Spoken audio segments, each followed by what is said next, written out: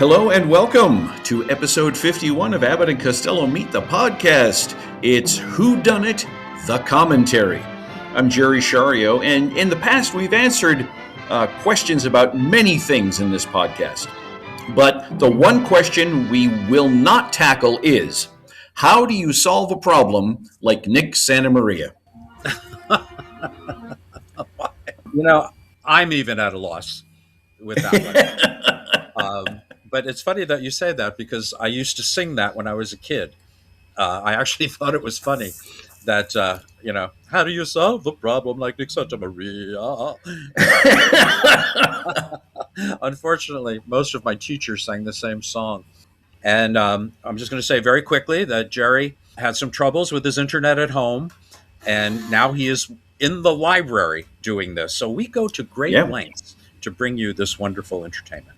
Jerry, thank you for going the extra mile. So we No problem. I'm just happy we could actually get this recorded. It's been a while. I won't mention what's going on with me at home, but it's been a very tragic time, and I'm trying to get through it. And that's why there were delays. So please forgive me for that. And let's, whenever you're ready, Jerry, I'm ready. Okay, as usual, the last time we did this, we start the movie at the original Universal logo, not the colorful new one that they stick on the beginning. So That's where we're going to start. So cue up your DVD, Blu-ray, 16 millimeter film, whatever you're watching it on. Illegal streaming. Yeah, any of the above, no questions asked. We're not here to judge. And so although you did play a judge in Miracle on 34th Street. This is true. I am not a judge, but I've played one on Broadway.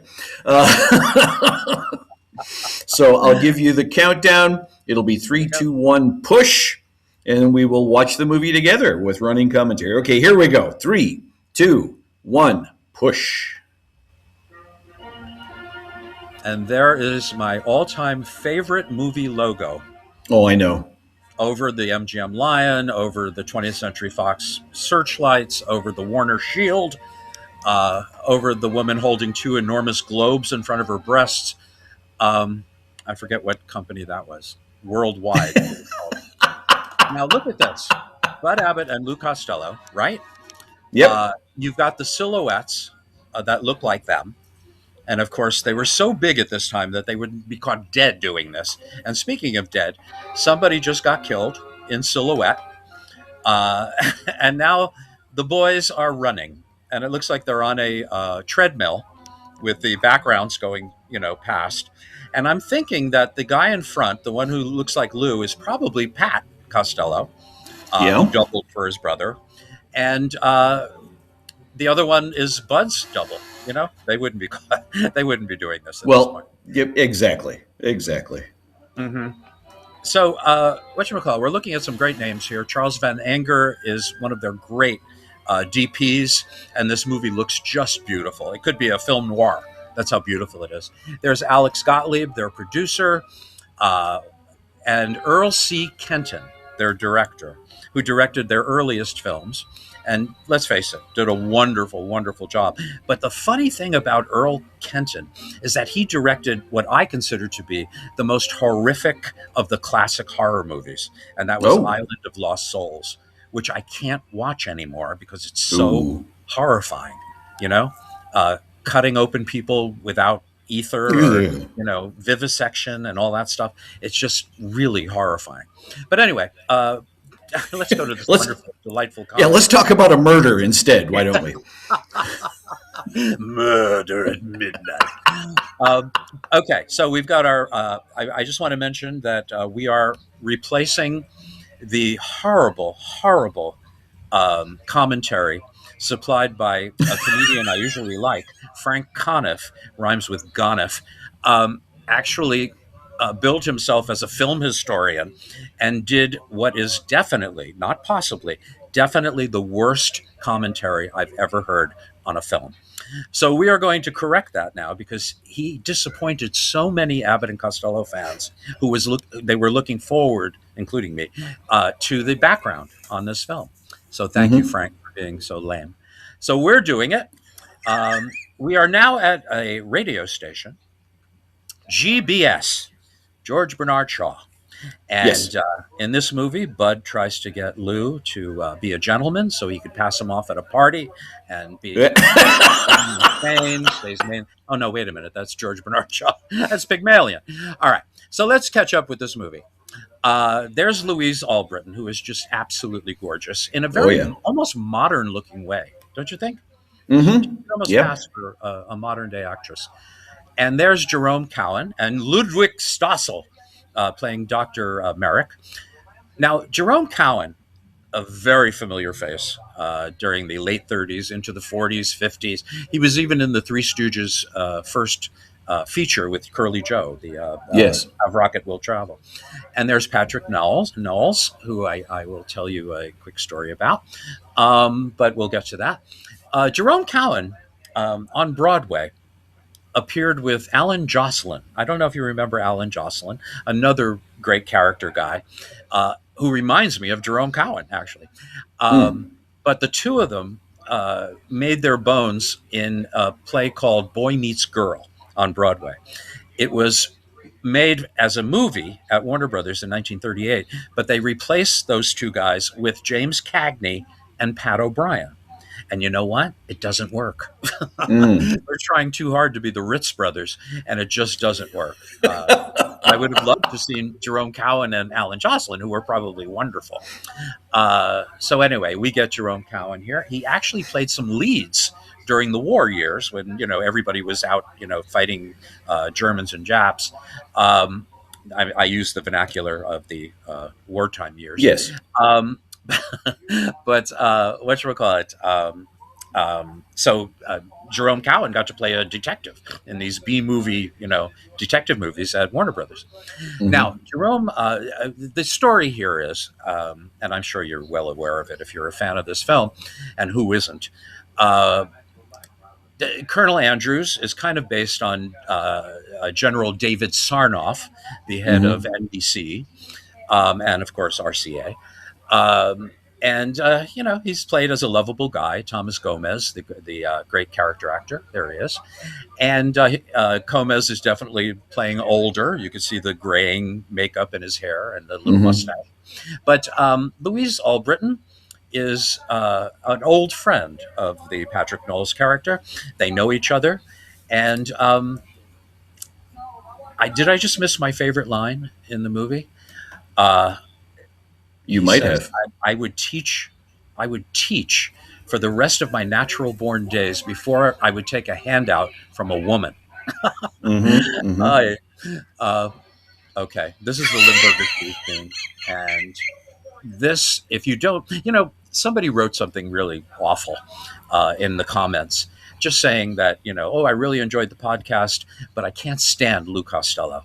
And it hit me like, like a needle in the heart. And it's like, what? How can you not love Lou Costello? But, it's the same thing with Jerry Lewis. I know people that absolutely love Jerry Lewis. And I last night I tried to watch some of him and I had to turn it off. I was so annoyed. So I understand. I get it. But one of the top critics in New York said that if Lou Costello can find something new in a Limburger Cheese bit, the man is a genius. And I couldn't agree more. This was supposed to be Bud saying he wants a Limburger cheese sandwich, and then you cut to Lou walking into the scene with the gas mask on. And that was it. Oh. That's all it was supposed to be. No. At the genius of Lou Costello, who turned this into a set piece and is one of the funniest things he ever did, as far as I'm concerned. The man don't want a ham sandwich. Bud is so good in this movie. Yeah. He's so on, isn't he, Jer? Oh yeah, he really is. And to me, the gas mask is a funny bit, especially like right here now where they pull it off and he's got a clothespin on his nose. But it benefits from all of the business with slicing the cheese itself. Absolutely. It makes it an even funny. It's the topper on a routine. Yeah. And he's putting pressure on him, which makes it even funnier. Yep. Okay, now we have Walter Tetley. And I have a lot of people wanting to know about Walter Tetley. Now, Walter Tetley was a pretty fascinating guy. I mean, he whatchamacallit, he was born in 1915, which means he was 28 years old when he made this movie. Look at him. He looks like he's 16. He looks like he's Yeah, 15. yeah.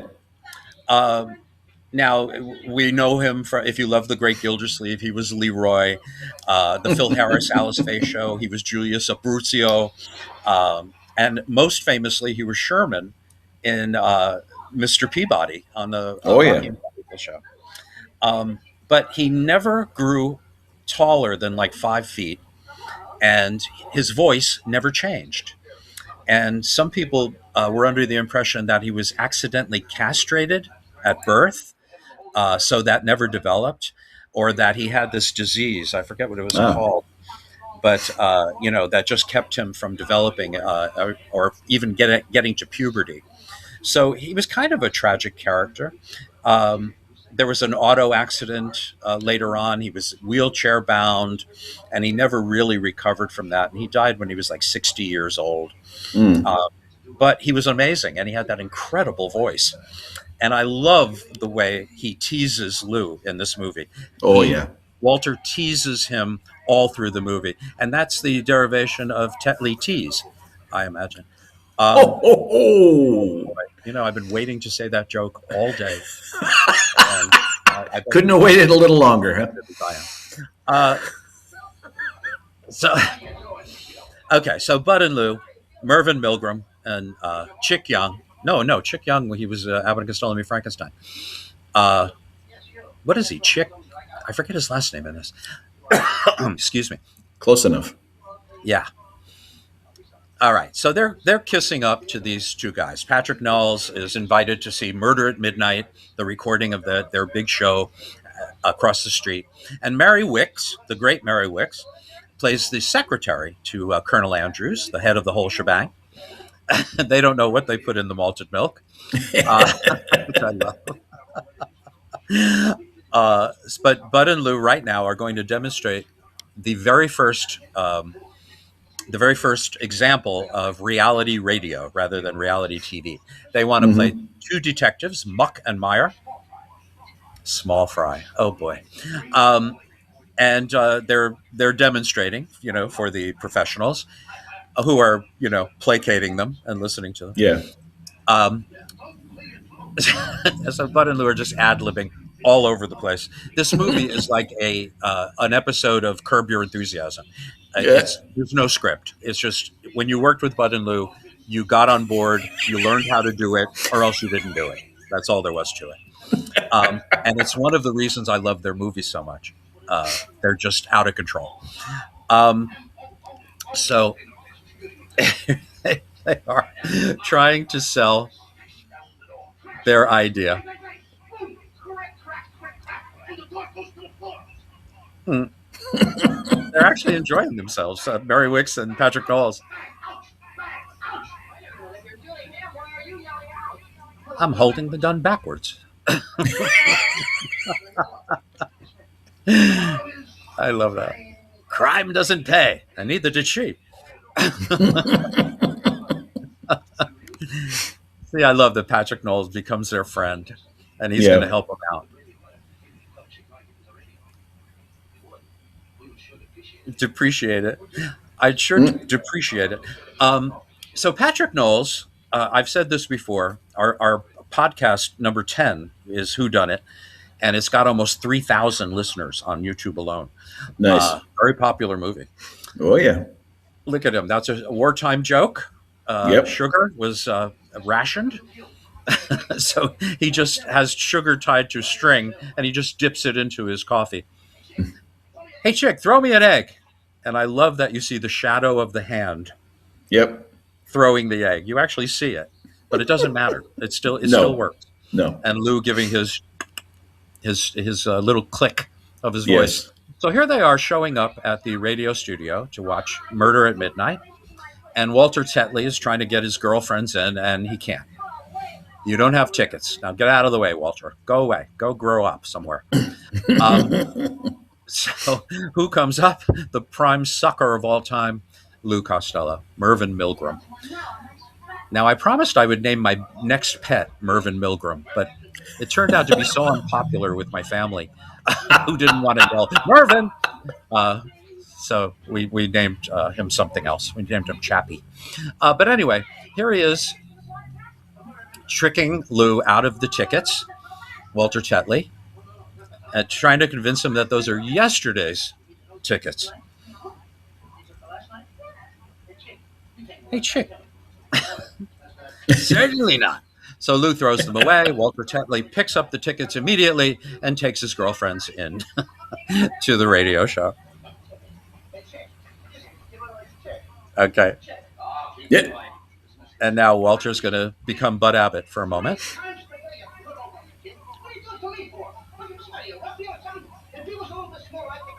If you were a little bit smaller, I'd take a punch at you. He's going to pay him now.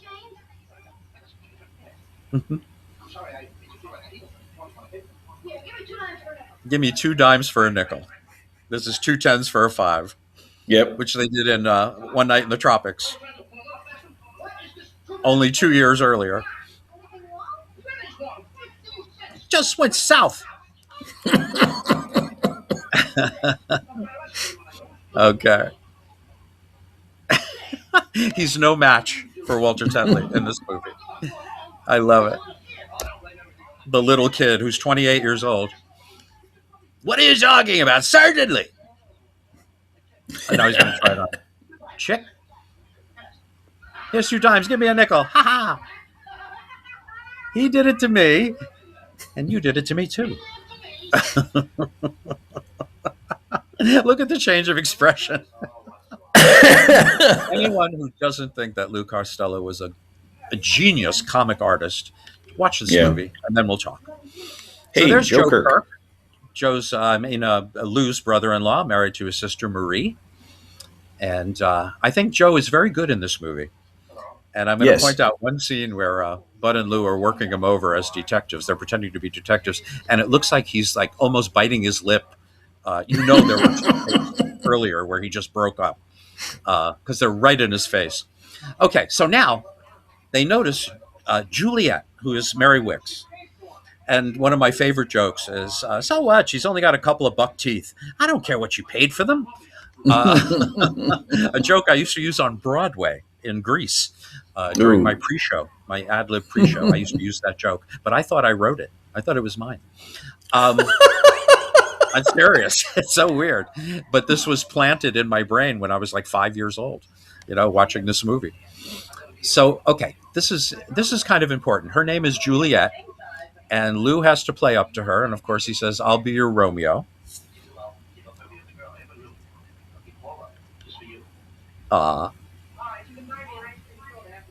See, that was dubbed. And they cut out the fact that she was angry and she calls him a wolf. You see her say it very clearly. But they wanted to avoid that. They wanted to avoid that attitude from her because there were more scenes with her coming up and all that. So I don't know. All right. So Bud finds a way in. And they're getting into the studio. And this is very important. Lou doesn't see that it's a glass door. And of course, walks right into it. Okay. So the boys are inside. Everybody's there. Patrick Knowles, look how happy he is to see them. I love this. Is she pretty? Now watch Patrick Knowles here. Watch how much fun he's having. He's loving this. And he truthfully was loving this. Yep. He loved working with them. Although he was so afraid when he got this job, he actually told somebody and it got back to Lou, and Lou got Bud in on it. So they did their best to make him feel comfortable, So during their first scene together, Lou yelled, "Cut! How can you put this guy with an accent with me? I don't know what the hell he's talking about. What are you doing to me?" And of course, the whole set starts laughing. Bud gets involved, and that relaxed him. Now look at this. The woman's job is to scream into the microphone, and that reminds us of Joan Davis in Hold That Ghost, who was a professional radio screamer. All right, that's what's his name? Edmund. Oh God, I forget his name already. Edmund McDonald. Murder. Okay. Murder at Midnight. Now, it's weird. I was watching, for some reason, I was watching Great Guns with Laurel and Hardy, one of their worst later Mm-hmm. films. And I've seen that movie 100 times since I was a kid, and I had no idea that it was him. Edmund McDonald played the heavy, the sergeant in Great Guns. He didn't have a Yep. mustache, and he didn't play this character, So I never knew it was him. Okay, Colonel Andrews turns on the microphone, and he gets like 3,000 volts through him, and he dies. He's electrocuted, and we want to know who done it. Look at the shadows. Watch the shadows in this scene. It's Gorgeous. absolutely gorgeous. Charles Van Enger, his photography is just gorgeous. Robert Boyle's art direction is just fantastic. I got to meet Robert Boyle at the Academy of Motion Pictures back in the Oh, early 2000s or whatever. He was still around. And what a nice guy. What a wonderful guy. He worked with everybody. Okay. So Patrick Knowles is there, and he notices that it's murder. Look at all the close-ups. The lighting. Murder. Murder. Murder. Now watch this. Lou does a solo on the organ with his butt. This is like really cheeky when you think about it. Ooh. Look at him. On fire. He's out of control. Wonderful. Climbing over the desk. I mean, yep. God, look at him. Call the cops. Call the cops. Call the cops. Call the cops. And Bud, I love that Bud takes the reins, It's like, no, we're going to solve this. And if we solve this, we'll get our radio show and everything will be great. Certainly not. Reality radio.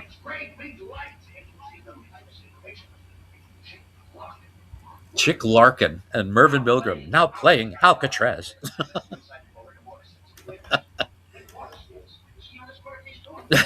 Rigor mortis. Okay, watch Bud.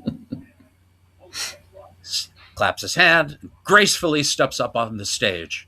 Lou claps his hand, jumps up, and does this incredible pratfall. And I used to do that very same fall in a show I used to do called Mental Floss, and it was improv. So sometimes you had to go out into the lobby so you didn't hear the setup, and then when you came back, you had to guess what was going on. That was one of the games we played. So every time I would come in from the lobby to jump onto the stage, I would do that same Lou Costello fall, and it always got a laugh. Oh, yeah. Here they are dealing with Don Porter. Don Porter, who I remember mostly as a kid. I remember he was the father of Gidget, Sally Field, in that sitcom, that early 1960s sitcom. One of my earliest TV memories. So I always knew him from that show, and I always liked him in that show. And then I saw this movie, and I was like, "Oh my God, he's a murderer!" Oops, I just blew it. I just gave it away. Sorry. Quite honestly, if anybody is actually listening to this episode and has not seen this movie before, they deserve it. I'm sorry. Yeah, yeah. I think you're speculating here. Okay, so Patrick Knowles is aware that they are not really detectives, but he's going to play along with them because he's so cool. He's such a great guy. I used to talk to Patrick Knowles once a week. Now, I know that sounds weird. Why would you talk to Patrick Knowles once a week? Just to find out who done it. No. Actually, I used to work when I first moved to Los Angeles from the East Coast, I was 19 years old. And of course, you needed a day job. If you were in show business and you wanted to get ahead, you had to have a sustainable, Jerry. So mine was, I got a job at Ames Home Loan. It was a mortgage company. And to be honest with you, I kind of charmed my way in and had no idea what I was doing. It was like a Kramer on Seinfeld situation. I had no idea what my job was. So immediately I just started filing, which was easy. I answered the phones, which was really nice. I was like the secretary to a loan officer. a woman who liked me. She actually liked me. And so I got away with so much. And then one day, after about 2 years, I was called into the office and they actually asked me, do you know what you're doing? And I had to tell them, no, I don't. I'm sorry. But I do walk around the office and I make them laugh and I stop at desks and I get a lot of laughs. I said, doesn't my boosting their morale, doesn't that, Hmm. mean anything to you? But anyway, I got away with it for a little while longer, and that was that. Okay, so watch this. Lou is trying to solve the case. Now I want you to watch Joe Kirk. Look at how straight he is. He's watching his brother-in-law. Now watch. Look at his face. He's almost smiling. And you know that 2 takes before this, he was laughing. watching watching his brother-in-law just be a lunatic. Now, I do want to comment on Louise Albritton, who just seems like she's not having fun at all. Uh, maybe she just never Yeah. was able to adjust to the way the stars worked, you know. But she already worked with Olsen and Johnson at this point. There's Norman Abbott, Bud's nephew, who was also the creepy organ Yep. player. Uh, so look at this. It's OJ before OJ, the glove, Yes. and it fits Lou. So I think Lou actually killed Nicole and the waiter. Uh, I don't know. It's just a guess on my part. Um, that's terrible. So anyway, Bud and Lou are on the job. Now they have the glove that is incriminating to the killer, which means they are going to be pursued by the killer themselves. But watch Lou's fall here. I mean, that hurt his butt. That hurt his butt. I definitely guarantee it. I grew up doing falls like this and on stage on Broadway, and it hurts. Okay, now here's Walter Tetley again. Tetley tease.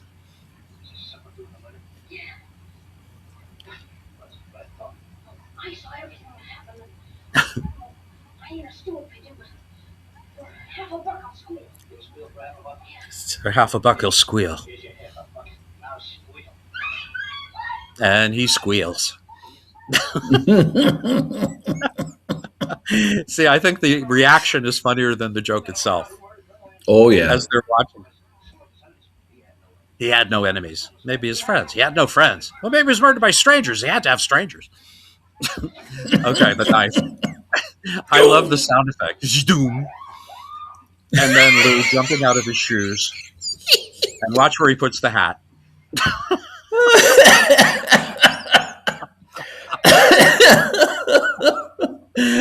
Oh, no wonder he had a heart condition. Gosh. Honestly, he's just out of control. Okay, our Yep. second comedy team walks in, and that's William Gargan, who had just appeared in Keep 'em Flying with the boys, and the wonderful William Bendix. Come on! He's doing his New York dumb character. Yep.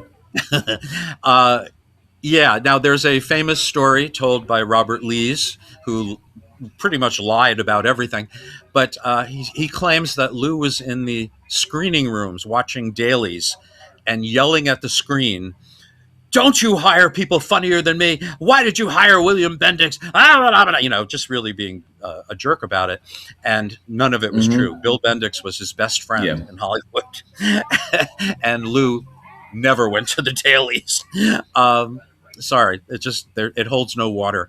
And speaking of holding water, here they are at the water fountain, and Lou can't get a drink. Now this whole scene was supposed to be just Lou doing this, but it became such a scene between the two of them improvising. It became like a longer bit and a funnier bit. And this bit, I think, more than any other in the movie, got the most attention in the reviews. Lou Ah. sneaking up on the water fountain, hoping the water doesn't see him, Yeah. and Bud encouraging him, "Go ahead, take what you like of it. Go ahead." Uh, and I love how when Bud gets it. Yeah, look at him. They're having so much fun. They're having so much fun in this movie. Now, Bud gets it again. I love this. This is very Oliver Hardy. He tries to get, try to get Stan into some situation, and it always turns around on Ollie. That's what Yep. Bud just went through. Okay, this is one of my favorite things in the whole movie. So Lou is sitting there. Okay, the Gargan and Bendix, the new comedy team, are grilling everybody.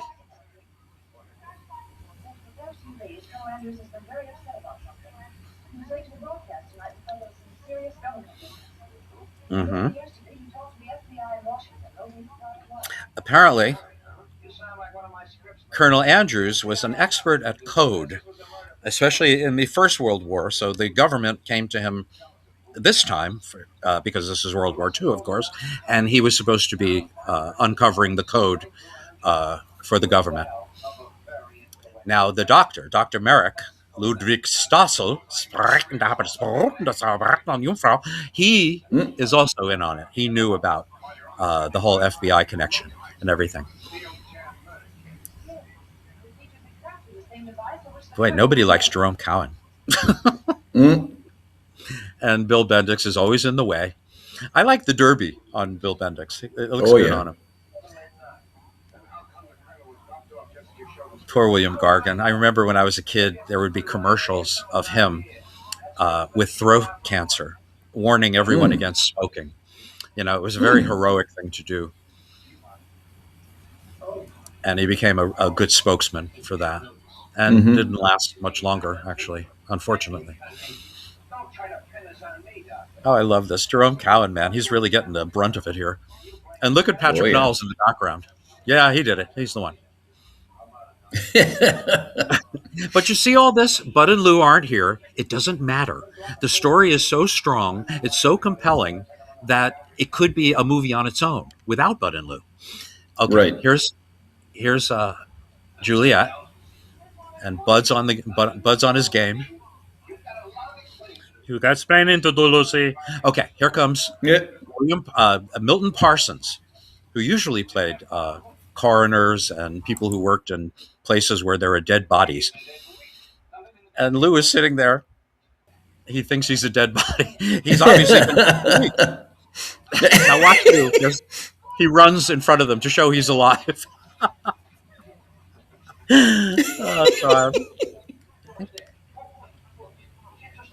Hello, kid. Never mind that.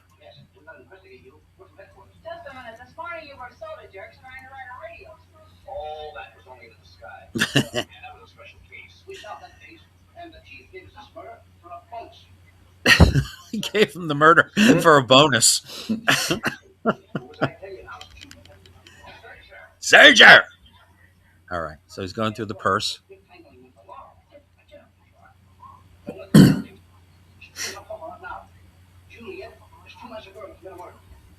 There's 57 convenient ways to murder a man.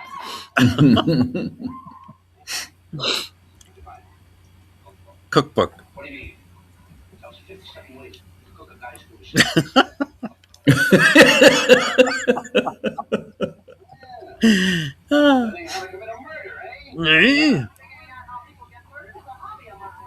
Well, it's a hobby of a lot of people. There's so many channels on television now. Real life murders, real life crime.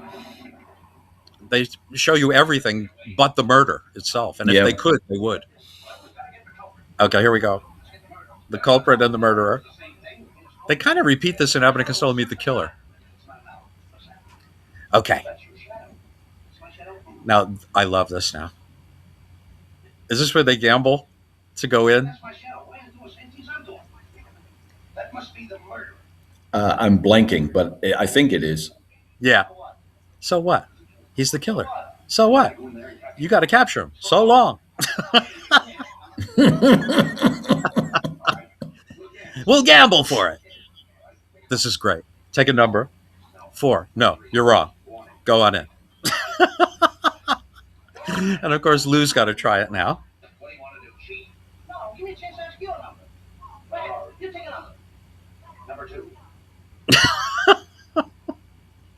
Watch Lou's face.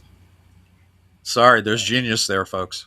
He just told us And again, it's that 9,000 click. things with 3 expressions. That click Okay. response, just straight face and just that little. That little, yeah, I love that.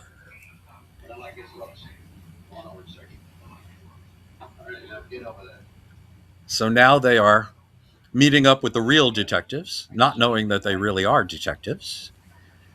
Look how much taller Bill Gargan is over Lou. Sergeant! Certainly!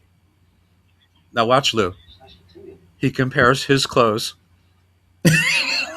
That is such an ad lib. I'm so sorry, but he looks at his tailor's work and then he looks at his cheap suit. And it's so subtle. Mm-hmm. Answer the phone. Hello? Uh,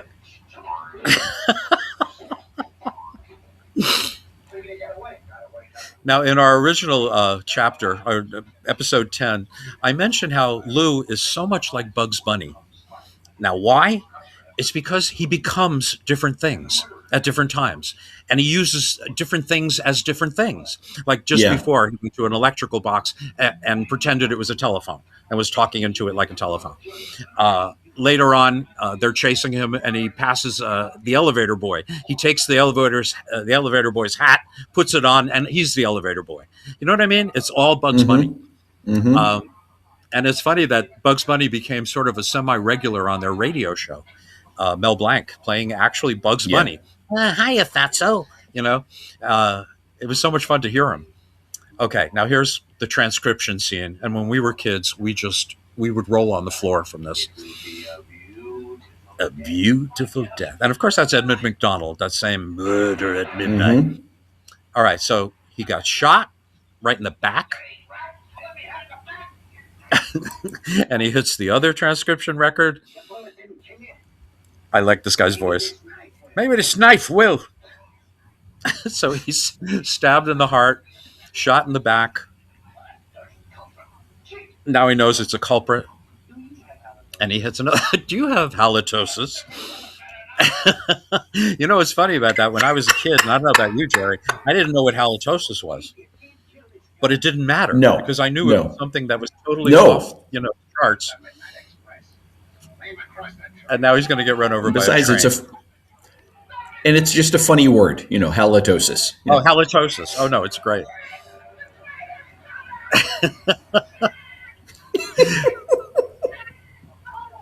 The beauty of Lou Costello. He's a child. They cut his legs off. Look at the way I have to walk. Oh, God. Oh.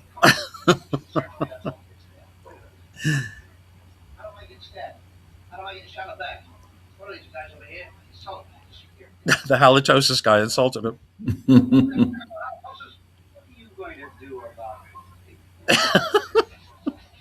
I like the way Lou says, see? And then realizes, okay, this is the killer. He's lurking. This guy's lurking. And there's Dr. Merrick, Ludwig Stossel. Oh, he's a kind old gentleman.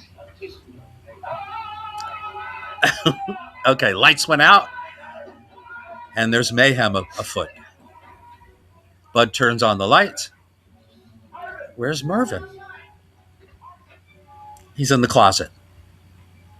What are you doing in here? I'm looking for clues. In here? Is this the clues closet? Ain't this the clues closet? And after the groan, we get on with the film. And this is just so... Look at him. He's stabbed in the heart, hanging there. And Lou hangs his hat on the knife.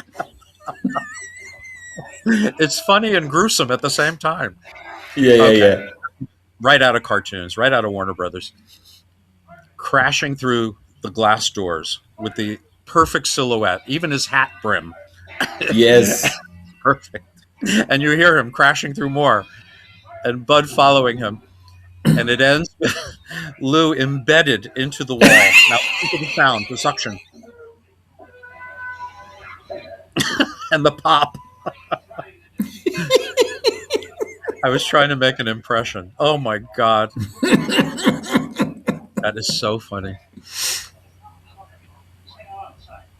He's hanging around inside. I love when Lou imitates people. Okay. So they're taking the real detectives as Ludwig Stossel is being taken out. So Bud and Lou's look bad at this point. And there's Juliet, her best side.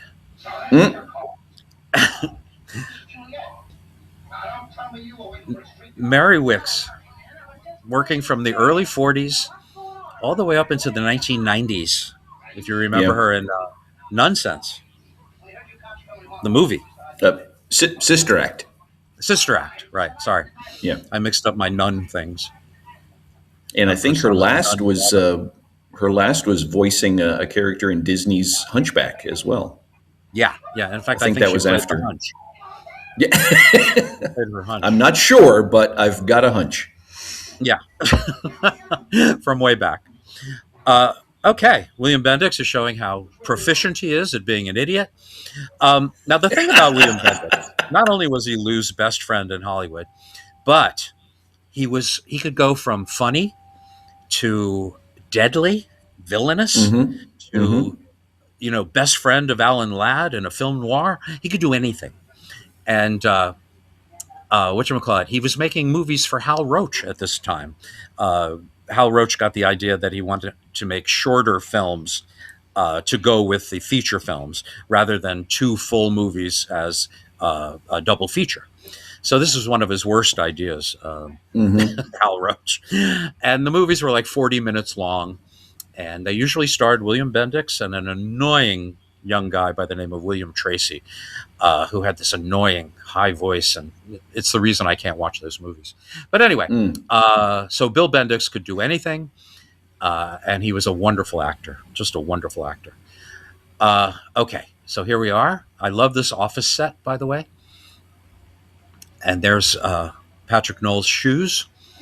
I have to say that when I used to talk to Patrick Knowles, I had the nerve to express that I was a fan.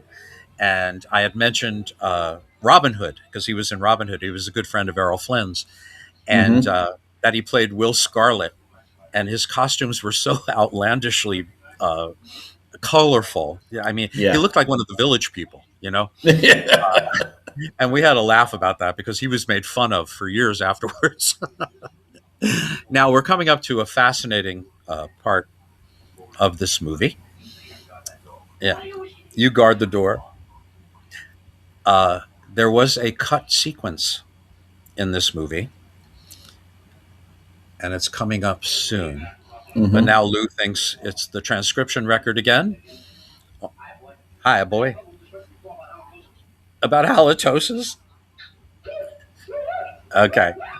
Now there's the big fight. And Juliet's going to help by grabbing some records and smashing them over the killer's head. And she gets Lou instead. And Lou is out. And you see this graphic, right? Now, this was supposed to lead into a dream sequence where Juliet is actually Juliet from Shakespeare, and Lou is dressed as Romeo, and he wants to go up on the balcony, and he's got a ladder, and they do this shtick where he's trying to climb the ladder, but he's pushing it into the ground, so he's not getting anywhere. It just keeps going down and down and down. And then Bud comes in, and they start a duel, and Lou hurts his head, and that's where he wakes up here. After the dream sequence. Now, they didn't throw anything away, and they used that stuff, the climbing the ladder and the ladder going into the ground, in their very next film, It Ain't Hay. So we get to see it, but not where it really should have been. I don't know why they cut that. It's such a great idea. I also have to say, Buck Private's Home, they cut a dream sequence, and it was also Romeo and Juliet, and it might have been the same thing, for all we know. Anyway. So here we I go. think it Juliet's was. going to I think it was say, because. Sorry, I no, go, was going to please. say it's because Shakespeare's agent was so good they couldn't get the rights. Romeo and Juliet. Never mind. Yeah, right, right. They were waiting for a salesman to come to their house. Avon calling. Uh, Ah. Never mind. So Avon, Bard of Avon. Uh, of course, Sebastian Cabot was the beard of Avon. So here they are Yes. going into the elevator. Ha ha ha ha. And of course, the elevator just goes insane. I love the bouncing and just the sound here.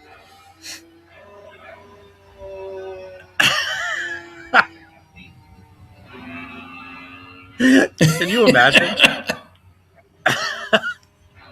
that one? Bang, bang, bang, bang, bang, bang. Oh, this is amazing. It just stops. And it didn't seem to affect Bud at all. No. Look at that fall. He is just wonderful. I used to practice that fall. Oh my God. My stomach. Okay. Now, here they are backstage. Now, I'm assuming, this is still the radio building. But why there's Well, vaudeville, on stage? This is just kind of weird. But anyway, it doesn't matter because the name of the act on stage are the Flying Bordellos. And how they got that past the censors is totally beyond me. The Flying Bordellos. Go figure. Okay, so now we cut to our young lovers who are really young detective lovers. Not that they love detectives, but they are lovers and acting as detectives. Stop me, Jerry, before I make myself a complete idiot. too late. My point being here that we really don't mind this at all. We don't No. mind getting away from the craziness for just a few moments to catch up on the strong plot. Mm-hmm. And we're leading up to the a great finale. Now look at Yeah. this. This is the code he needed to figure out for the government. I am a flop as a detective. Okay, this is where they're finding out about Colonel Andrews and his connection with the government and that he was a great code expert. So it's all coming together.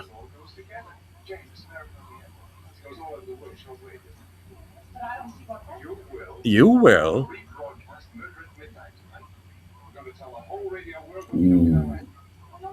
I love this. They're going to reveal the murderer live over the radio, over the networks. Of course. And Of course. what a great idea. All right, so here come the Flying Bordellos in their Flying Bordello outfits. Even Bud's dressed as a Flying Bordello. Lou shows off his flair for languages. And here they are, flipping and flopping. Hey, you shut up! And there they go. Bud keeps going, but Lou has to pretend he's one of the Flying Bordellos. So the audience isn't on to him. Oops. And there goes Lou, landing in the chair with one person holding up this man who's like 230 pounds. Yeah. And look at the audience. Oh, the man's going to break his neck. Isn't that fun? And of course, Bill Gargan is on the seesaw. Drop him, drop him. And that sends Bill Gargan all the way up into the wings, not the wings, the flies, where he's stuck on one of these sandbags. Spread out, boys. And Bud is hiding. I just love that Lou becomes an acrobat, and he thinks he is. Yes. Look at him. He's creating mayhem. He's creating havoc. Yet he's taking bows. He's pushing people out of the way so he could take the bows. I love this. I just love this. And there's the fall. He's incredible. Just incredible. Okay. So now Bendix has to get Gargan down off the sandbag.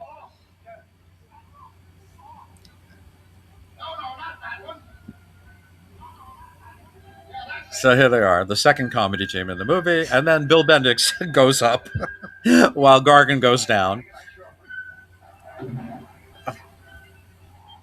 This is the Oliver Hardy moment.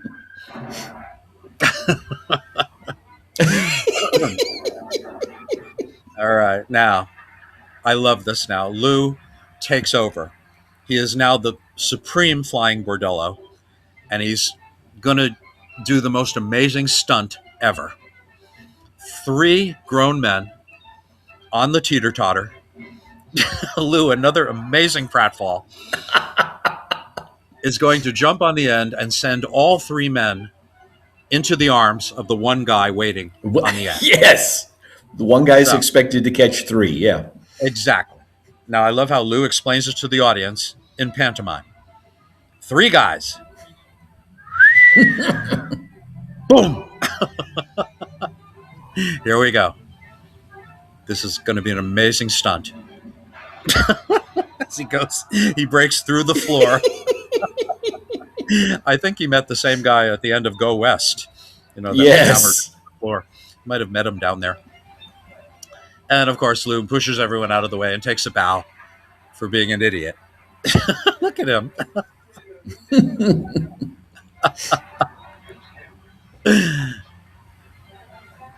And watch Lou try to get in with the doors, the painted doors. He tries to go up the steps. That is so great. And there's Bud ready. He's already changed. He's not a bordello anymore.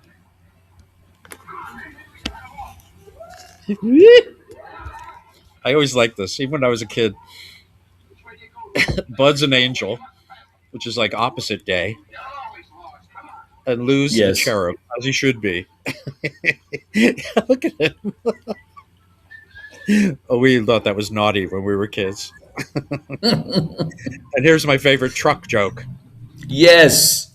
Trucking. Where'd you go? Marvin. In the truck. Truck. So Lou starts trucking. Very popular dance from the mid to late 30s all the way up to now. And here we go with the routine that is one of the funniest put on film, is the telephone call. And now it stops. The winner is decided, ladies and gentlemen. The winner of the grand prize. So $10,000. I mean, you could buy 3 houses at that time. Yes. Mervyn Q. Milgram.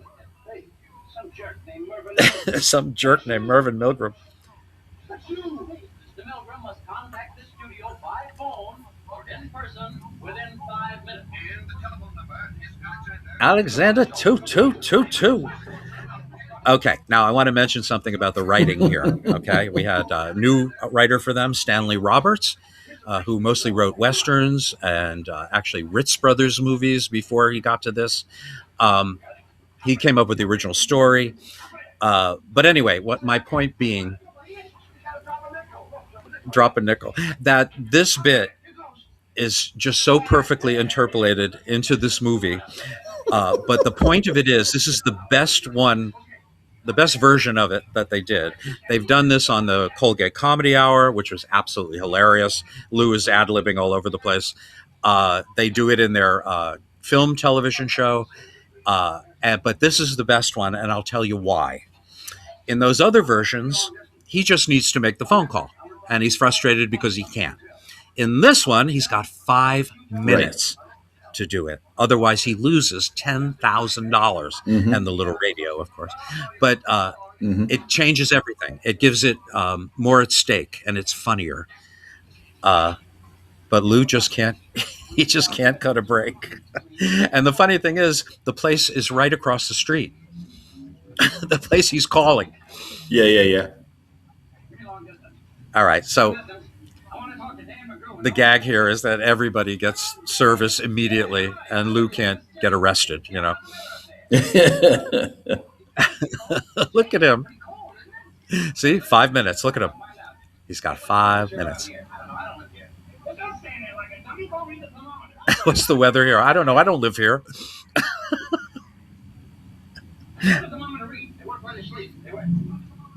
I guess that was a logo or a company thing. We work while you sleep. Yep. Boy, operators are a thing of the past. Oh, yeah. They went the way of the busy signal and long distance service and all that stuff. Okay, Bud's going to show him how easy it is. Give me Alexander. 2222. Hello. Is this Alexander 2222? Thank you. Bud's no help at all. I gotta go back and finish my coffee.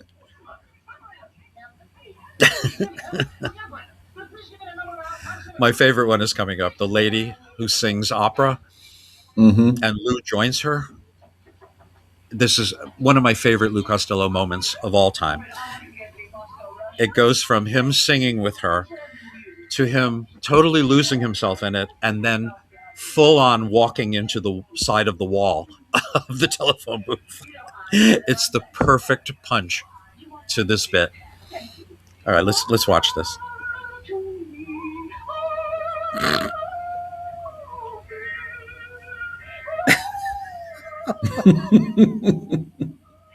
Five minutes.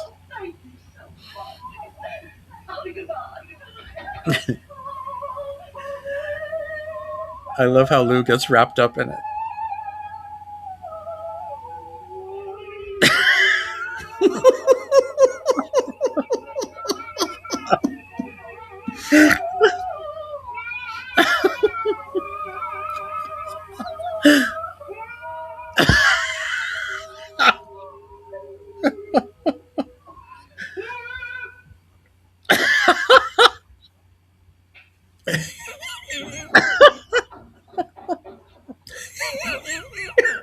There are a few perfect things in this world.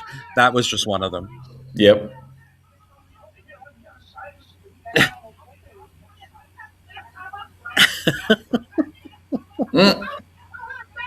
Look at him.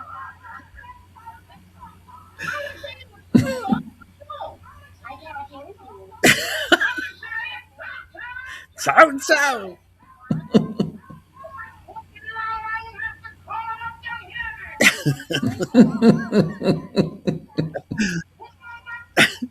I'm all wet. How many times do I want to do this when I'm put on hold? And, nowadays when you can't get a person. Yep. Boy, she got it right in the eye. Lowered down to her mouth. Okay, so now they have to get into the building across the street. But the detectives and the cops are there waiting for them. This used to frustrate me when I was a kid. $10,000. Okay, I love this because not only is it a great gag that they walk in backwards and say they're walking in, which is brilliant, but it shows the teamwork that's too seldom later on. You know what I mean? Look at them. They were kids together. That's what we get. Even later on, when they're during the finale, when Lou is trying to walk on the wires, Lou says, "Remember when we were kids? You used to walk on the cracks in the sidewalk." I like that. I like that they have a past. They're definitely a team. And you just saw Lou do Bugs Bunny, grabbing the guy's hat, and he became the elevator operator. Listen to the music. Mr. Smith. Still glorifying it. I used to do that, by the way. But still glorifying in Buck Privates and the amazing success of Buck Privates. He can't spell his last name. Give me the $2 question. He has no ID except the Campfire Girls, troop number 34.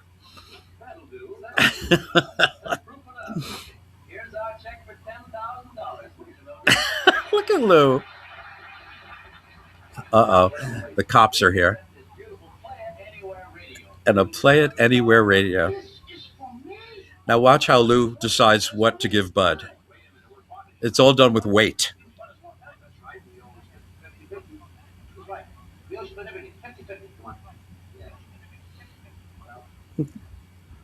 The radio is heavier, so he gives Bud the check for $10,000.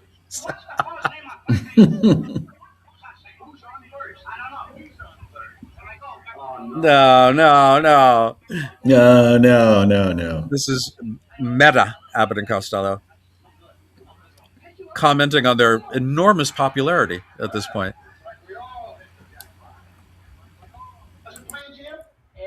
Anywhere. Wait a minute, copper.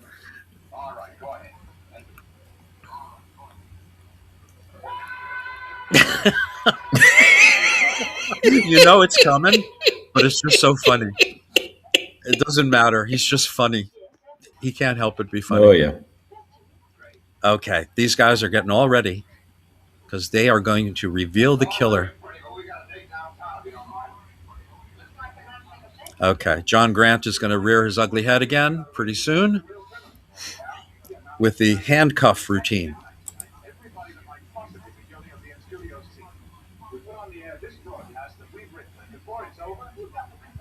You've been reading too many of your own radio scripts. What can you lose? It might break the whole case for you. Yeah, it might break me too. Sounds like phony baloney. That's putting it mild. Come on, folks. You come with me. All right, all right. You take the blimp. Mm. As if William Bendix is so thin, by comparison. Yeah, yeah. They became best friends while making this movie. Robert Lees, the big liar,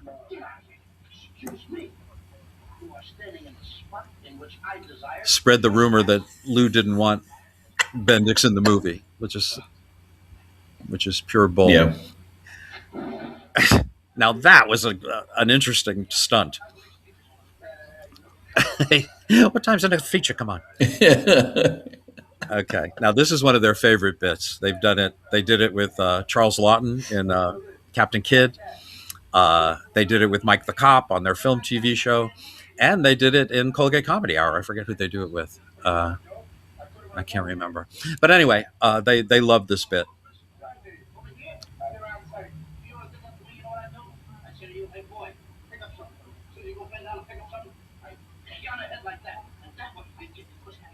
That would hurt you because that's iron.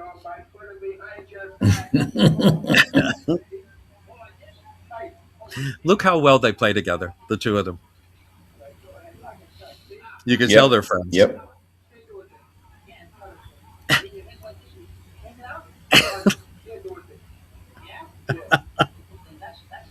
Can you imagine sitting in a burlesque theater watching this routine of Lou Costello? It's just amazing. I've been watching on YouTube.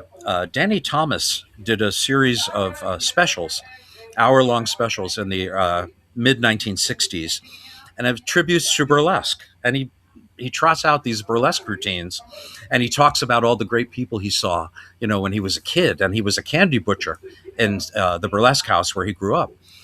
So he got to see everybody. And of course, he mentions everyone but Abbott and Costello. They're constantly given short shrift. I was going to say that also on YouTube are interviews with John Conte, who played the hero in Lost in a Harem. And he talks about working with Bud and Lou. And he's much older, of course, at this time. But what he remembers more than anything was their gambling. He said they would bring people in from Las Vegas to sit with them in their dressing room, and then thousands of dollars would go back and forth, and it was constant gambling, which I hate. I hate to think about it because it's such a horrible habit, and the two of them were not good with money to begin with. Okay, so I have to say when Lou started fake boxing with Bill Bendix, it's as if he was like channeling Shemp Howard. Shemp's boxing shtick is my favorite thing that Shemp does. Cop and a sneak around me, eh?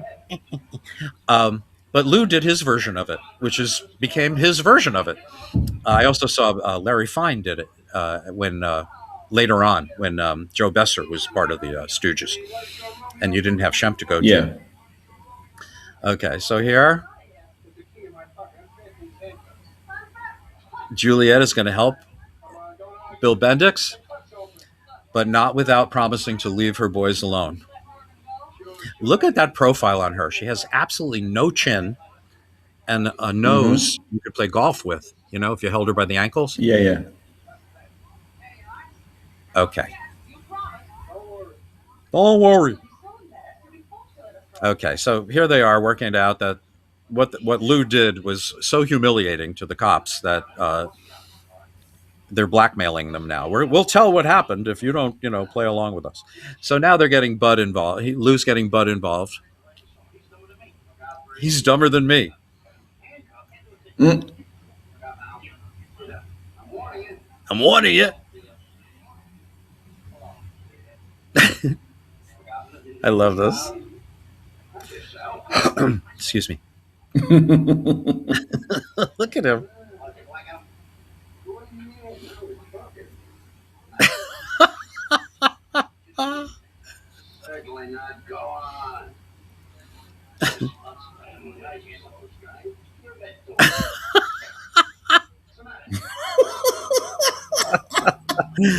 Of course, with Captain Kidd, there was a little more at stake because he was ready to kill him. Yes. Whereas here, we're just talking about arrest.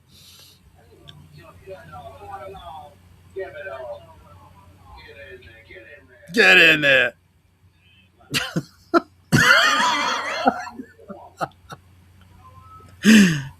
Watch Bud. Uh-oh.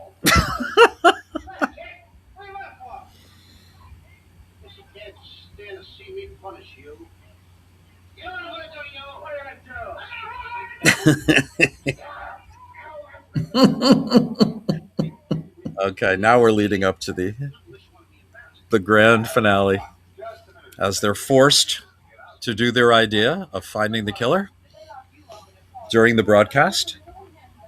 And I'm just looking at Louise Albritton's dimples. Mm-hmm. Yum. She was absolutely gorgeous. I'm going to say for the record that my favorite of the 1940s women, as far as beauty, Universal Studios, I think, had the cream of the crop. You had beautiful women at the other studios, but, person for person, I think Universal really had it down. You had Evelyn Ankers, Louise Albritton, Nan Wynn, Anne Gwynn, which rhymes with Anne Wynn, but never mind. But anyway, I love the Universal ladies, and I love Universal movies. They're unpretentious, they move quickly, and they're musical, and they're fun. Yep. Look at the lighting. Look at the lighting. It's gorgeous. It really is. Jerry, you took the word right out of my mouth. And of course, Lou's playing with his radio. And look at this. That was sort of like, this is our killer. Although he's pretty suspicious too, Joe Kirk. Oh, yeah. Here we go. There's Norman Abbott.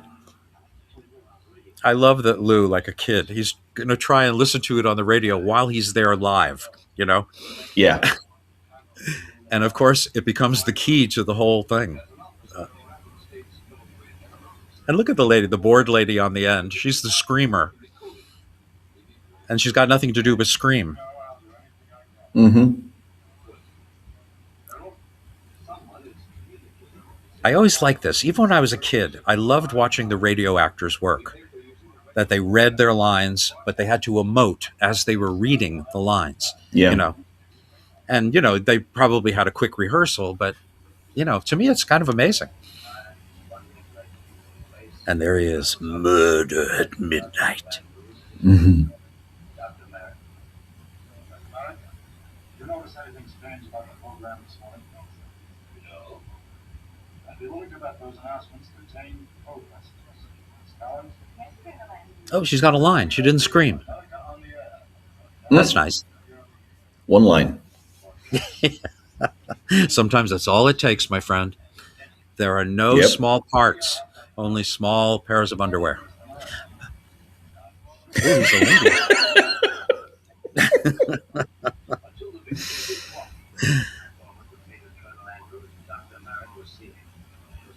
Look how pretty she is.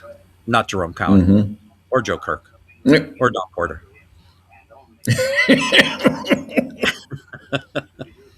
The rubber glove.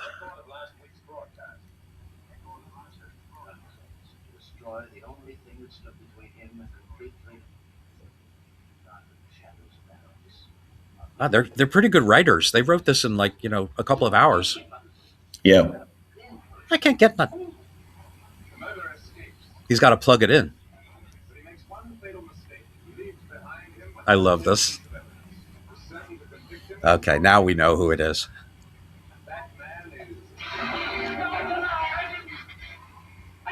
Yes, you did. You did it. There's a murder. That's our man, Lou.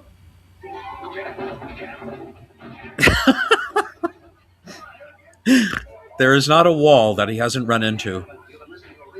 Yeah. Oh, this is great.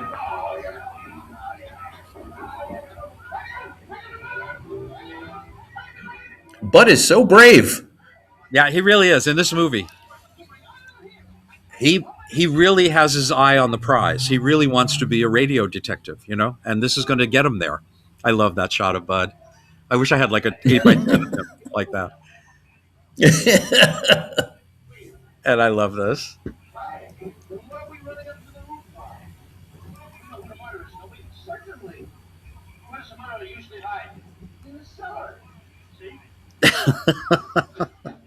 Anything to avoid the cellar. And of course, going onto the rooftop, they don't realize that the killer is there. And he's got a gun.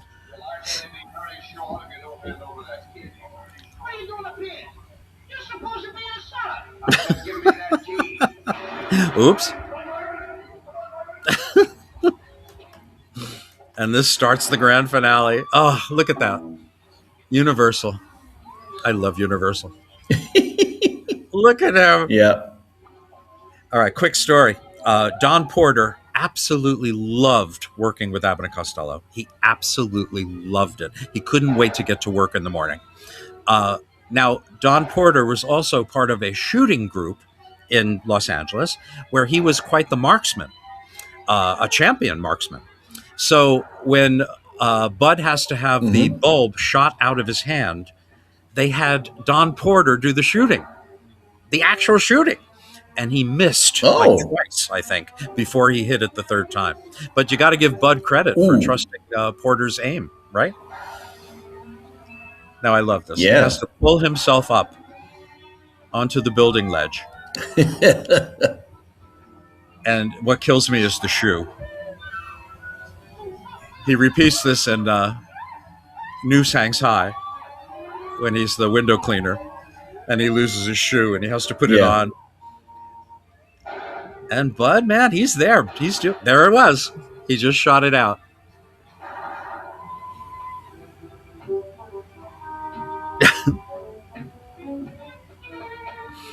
Apparently, Lou has trouble with ladders in this movie. This must be the latter part of the movie. Yeah. Oh, I love Universal. Did I say that? Look at this. Look at him. Once or twice, yeah.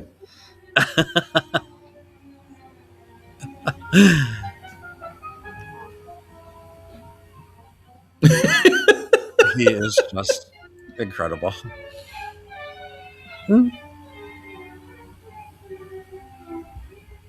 Earl Kenton, what a director. There was one shot in this movie I forgot to mention. Bud and Lou are walking and talking in the hallway, and it's a panning shot. It's like a full minute that they're doing dialogue back and forth, and the cameras are on a dolly following them, and it's really complicated for a comedy, but Earl Kenton really pulls it off. Nah. Mervyn! Now Mervyn gets this brilliant idea. I'll hit your nose off. We used to love that. I'll hit your nose off. So Townsend Phelps becomes send help. It's brilliant. Nothing can help you now. Yay. That's what was my idea. That's got nothing to do. Oops. No, wait. Well, how was it going to take? I'm just going to... Oops. He almost shot the most popular movie stars in America with his gun. Look at this.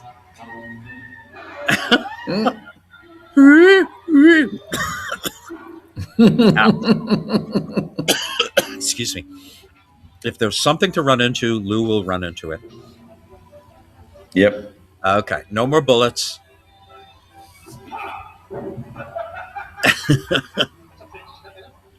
Lou's talking to us now. So I'm stupid. You're a dummy. I ain't got no gun. Are you sure? All I wanted to know. I always thought that reading of the line was unusual. Are you sure of that? He put the emphasis on that. Whereas, Yeah. Are you sure of that? Would be more natural, I think. Okay, so Bud's got him walking across wires. And he's like at the top of the Empire State Building, you know? Yeah.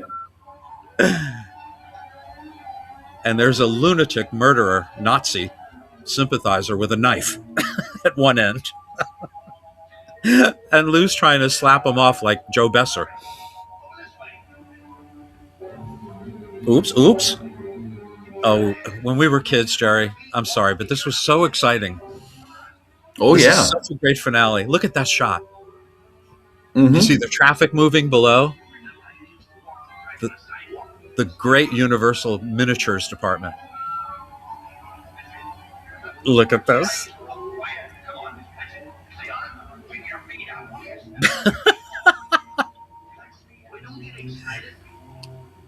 Woo! And there's Bobby Barber. And I believe this is his first appearance with the boys. He was cut out of Hold That Ghost during that, the whole waiter debacle scene. Yeah. Look at him. I love the way he slaps it shut. Watch him slap it. What's cooking? Watch.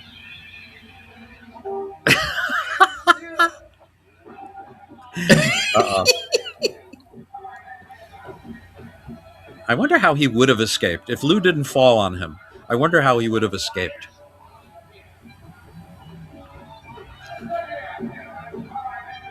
I mean, not a good place to be on the roof. No. I think Lou had the right idea with the cellar. And Lou falls! And 230 pounds lands on Don Porter. And it would have sent him through the floor, probably. Okay. Bud and Lou are the heroes, which kind of describes this movie. Bud and Lou are the heroes. They are the focal point. Yeah. They don't need the Andrews sisters. They don't need...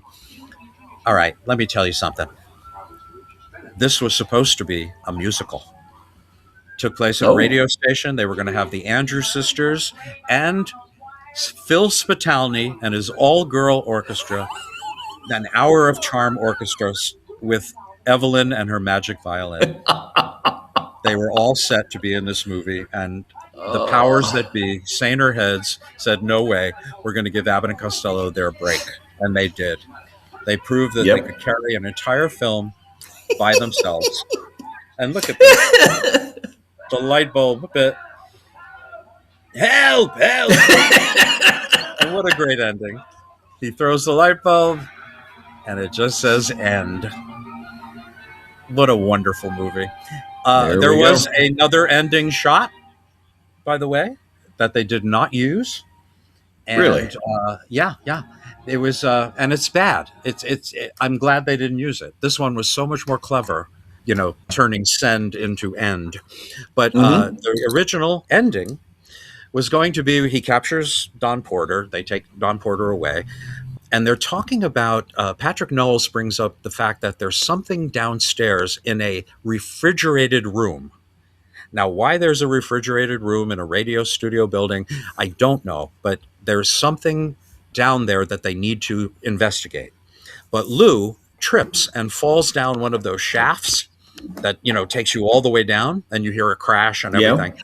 Everybody runs downstairs. They open up the refrigerator room door, and there's Lou, totally encased in a block of ice. And that's the ending. Nope. Sorry, not good. No. This Maybe was they so were- much better. Yeah, but please. And maybe they were thinking of Hit the Ice, coming later. But no, we got the good ending. And not only did we get the good ending, we got the great film. I put in to my AI assistant today, I said, what do you think the best Abbott and Costello movies are? Came right back with Hold That Ghost, Who Done It, and Abbott and Costello Meet Frankenstein. How about that? Now, the only one I didn't agree with was Hold That Ghost, which I love, but... Yeah, I agree. It's for a top three, they definitely got 2 out of 3. Yeah. Definitely. I just think Hit the Ice is funnier than Hold That Ghost. I think In Society is funnier. This one certainly is right up there. I always say that I love Abbott and Costello Meet Frankenstein more than any of the others, but this is like half a hair below that.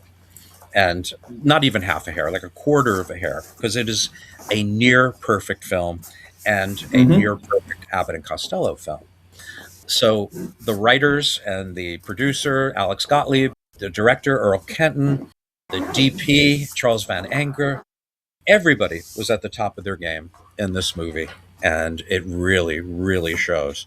Now, I'm going to put Jerry on the spot right now because it was his request to do the commentary on his favorite Abbott and Costello film, which happens to be this one, Whodunit. So, Jerry, since this was your original request to do the commentary on your favorite Abbott and Costello film, I just want you to wrap things up with it. I want to hear what your thoughts are, why it's your favorite, and just give us your overview, because I'd love to hear from you. Sure, not a problem. I think I have shared on more than one occasion that this is my favorite of their movies because it is their movie.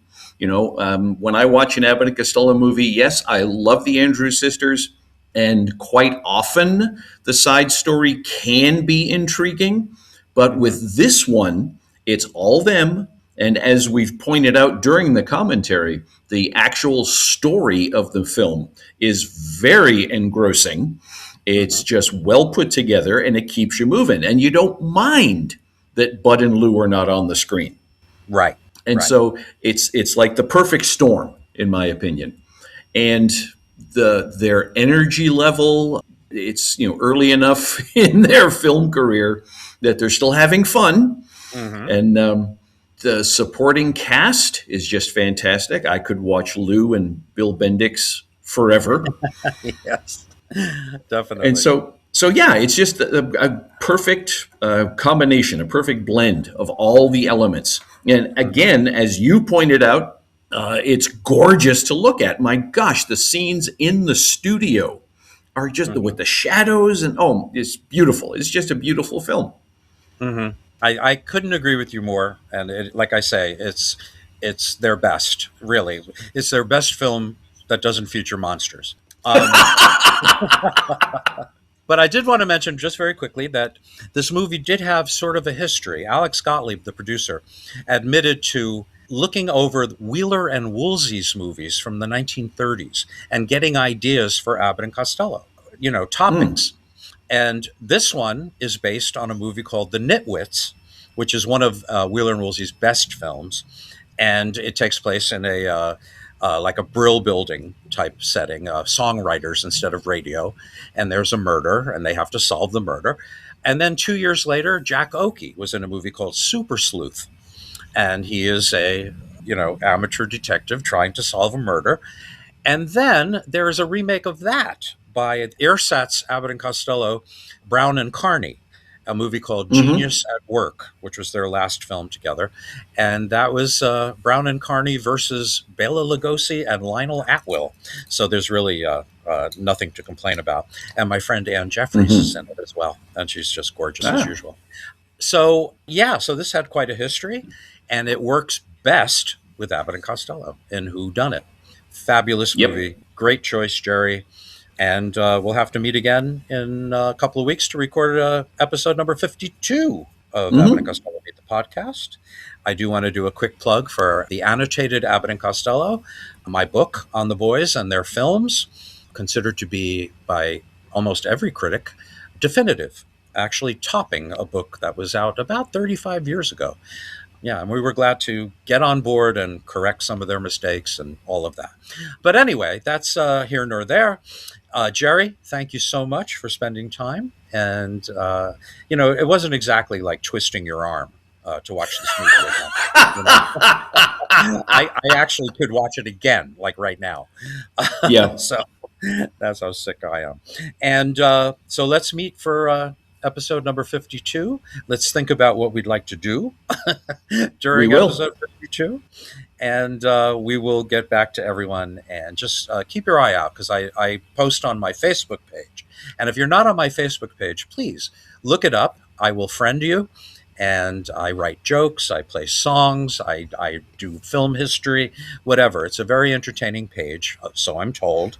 And I'd love to have you there, because I do let you know about the podcast and what we're doing and what we're not doing.